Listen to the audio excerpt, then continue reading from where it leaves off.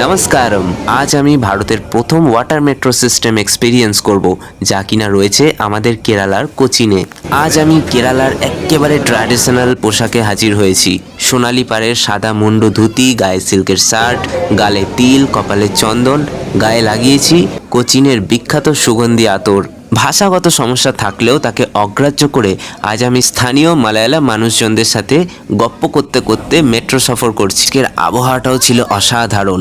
কালো মেঘলা আকাশ, সাথে ছিপছিপে বৃষ্টি, আর কেরালার ব্যাকওয়াটার্স, আর দূর থেকে দেখা যাচ্ছে কোচিনের আইকনিক চাইনিজ ফিশিং নেট।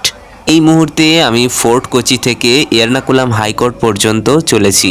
সির্ফ তুম এই সিনেমাটায় আমি সঞ্জয় কাপুর আর জনি লিভারকে এই কোচিনের ওয়াটার মেট্রো সফর করতে দেখেছিলাম, আর আজ আমি সেই ওয়াটার মেট্রোতে।